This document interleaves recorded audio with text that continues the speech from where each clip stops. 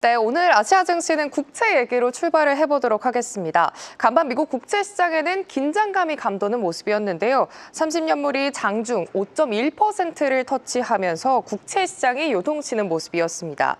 트럼프 대통령이 밀어붙인 대규모 감세 법안이 국채 금리 급등에 방화세를 당긴 겁니다. 이게 어떤 원리냐면 미국 행정부의 감세 법안이 의회를 통과해 실제로 실행이 되면은 정부의 재정 적자가 확대될 가능성이 커집니다. 이를 메우기 위해서 국채 발행이 늘어나게 된다면 국채 가격은 하락하고 금리는 상승할 수밖에 없는 악순환이 지속이 되는 겁니다. 네, 그러고 나서 이제 미국의 국채 금리가 다행인 점은 아시아 증시 개장에 맞춰서 안정세 그리고 하락세를 보이는 점 확인해 보시면 좋겠습니다. 사실 국채 시장의 약세는 미국만의 문제가 아닌데요. 일본은 물론 독일, 영국의 국채 시장까지 흔들리는 모습입니다. 재정 위기에 직면한 일본의 장기 국채 금리가 사상 최고치를 기록했습니다. 일본의 30년물 국채 금리는 어제 기준으로 역대 최고치를 경신했고요. 40년물 역시도 3일 연속 사상 최고치를 경신하는 등 일본 국채 수익률 곡선이 2012년 이후 가장 가파른 수준을 기록하고 있습니다. 이 밖에 미국의 국채 가격과 연동하는 경향이 있는 영국은 스태그플레이션 위협에 직면했다는 경고까지 나오면서 장기물 금리가 가파르게 상승하는 등 이제는 국채 시장에 초점을 맞춰서 체크해볼 필요가 있겠습니다. 아시아 증시로 가보도록 하겠습니다. 이런 혼란스러운 미국채가 아시아 증시 개장 직후 안정세를 찾으면서 일단은 그래도 평온한 모습을 보여주고 있습니다. 이 가운데 상해 지수에서 가장 눈에 띄는 건 바로 화학주지만 대형주들이 조금 밀리면서 지수는 보합권에서 움직이는 모습입니다.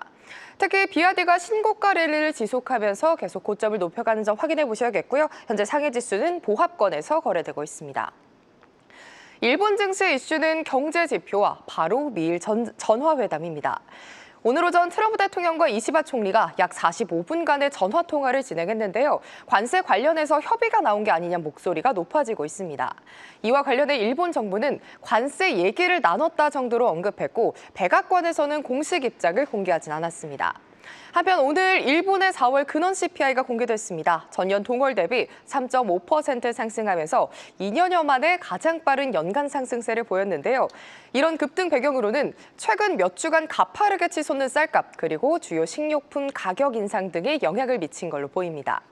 이런 소식에 증시 내에서 소비재는 밀리고요. 수출주 일부만 오르면서 지수는 차근차근 상승폭을 좀 키워나가는 모습이었는데 현재 고점 부근입니다. 0.59% 상승하면서 37,200포인트 상회하고 있습니다. 대만에서 개최됐던 아시아 최대 규모 IT 전시회, 바로 컴퓨텍스 2025죠. 나흘간의 대장정을 마치고 오늘 막을 내렸습니다. 올해 컴퓨텍스에는 전 세계 반도체 그리고 테크 기업들이 총출동했는데 대만 생태계와의 동맹이 빛난 걸로 평가되고 있습니다. 사실 젠슨왕으로 시작해서 젠슨왕으로 끝났다는 평가가 많이 나오고 있는데요. 엔비디아의 대만 본사 설립, 공급망 강화 등 대만 정부와의 협력이 부각되면서 오늘까지도 가권지수 내에서는 기술주들이 시세를 내주는 모습이었습니다. 다만 이제 먹거리가 다 나왔다라는 또 그리고 기대감이 소멸됐다는 심리가 강하면서 오장 하락세로 변하면서 현재는 21,600포인트는 지켜내는 모습입니다. 지금까지 아시아 주요 증시 시황 전해드렸습니다. 네, 오늘은 중국 시장 소식 들어보겠습니다. 신영증권 성현주 연구위원 연결돼 있습니다. 연구원님 안녕하십니까? 네, 안녕하십니까. 네, 오늘 중화권 증시 움직임은 나쁘지 않은 것 같은데요? 네, 그렇습니다. 상해 종합지수는 0.06% 하락 출발하였는데요. 현재 상승 전환한 0.03% 보합권 움직이고 있습니다. HSCI 지수는 0.02% 상승 출발하였는데요. 오늘 전기차주, IT주 강세 보이면서 0.93% 상승폭 확대하고 있습니다. 업종별로 살펴보면 헬스케어, 경기민감 소비재가 강세인 반면에 유틸리티, 금융업종 중 약세를 보이고 있는데요. 오늘 A주에 상장되어 있던 헝루이 제약이 H주 상장 첫날입니다. 30% 상승 중이다 보니 헬스케어 업종 전반적으로 강세를 보이고 있고 BYD 같은 경우는 유럽 전기차 판매량이 처음으로 테슬라 추월했다라는 소식으로 전기차주 전반적으로 강세를 보이고 있습니다. 네, 이 미중 갈등의 불씨가 여전히 남아있는 곳이 바로 반도체 섹터입니다. 미국 정부는 화웨이 칩 쓰면 제재하겠다라고 하고 있고 중국 정부는 미국의 제재를 따르면 책임을 묻겠다 이렇게 하고 있고 중간에 낀 나라들 참 아주 피곤하게 됐는데요. 실제 말레이시아가 이 화웨이의 AI 칩 도입 계획을 철회하기로 했다라고 하는데 이 상황 좀 어떻게 보고 계세요? 네, 지난 13일 미국 산업안보국이 중국 화웨이 어센트 칩 사용하면 수출 통제를 위반하는 것이라고 했고, 이에 대응하는 전략으로 중국 상무부가 21일 미국 제재 조치를 따르는 것은 중국의 반외국 제재법 등 법 규반 혐의에 걸리는 것이다라고 대응을 했는데요. 중국 그 화웨이 AI 칩 사용을 제3국에서 쓸 수 없도록 제한하려는 트럼프 행정부 조치를 정면으로 반박하는 그런 조치라고 볼 수 있습니다. 사실 중국 반도체 자금률은 23%로 이 미국, 대만, 한국에 비해서는 좀 뒤처져 있는 상황인데요.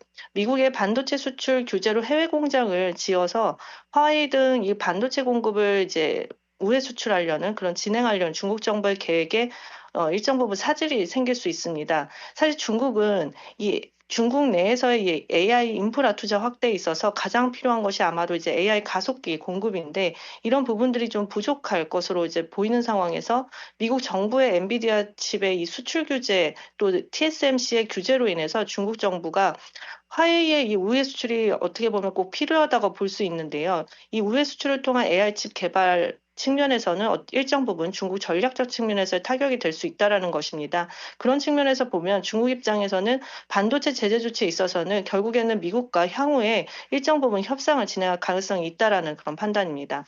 네, 이 간밤에 IRA 세액공제 폐지 시점이 좀 앞당겨지는 법안이 하원을 최종 통과했는데요. 특히 중국으로부터 핵심 광물을 조달한 배터리나 이 전기차, 원래는 2027년부터 보조금 지급을 제외하기로 됐었는데 이걸 당장 내년부터 시행하는 걸로 앞당겨졌습니다.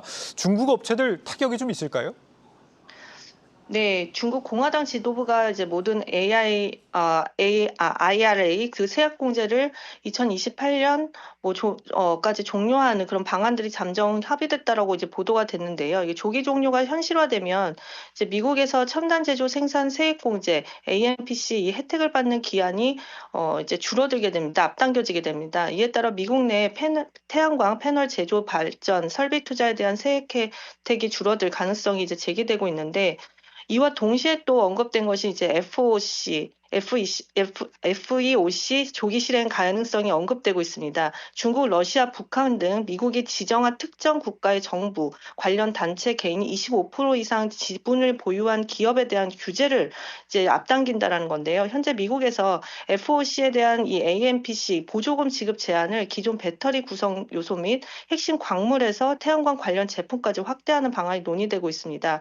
업계 관계자들은 FEOC 관련 규제가 IRA 축소보다 먼저 논의가 됐고 시행 가능성도 더 높은 상황이라면서, 만약에 이 FOC 관련 규제가 통과가 되면 결국 중국 기업들은 이 보조금, AMPC 이 주요 세제 혜택을 받지 못하기 때문에 중국 기업들이 미국 시장에서 차지하는 비중이 줄어들 거고 향후 증설도 제한이 될 가능성이 굉장히 커진다는 부분입니다.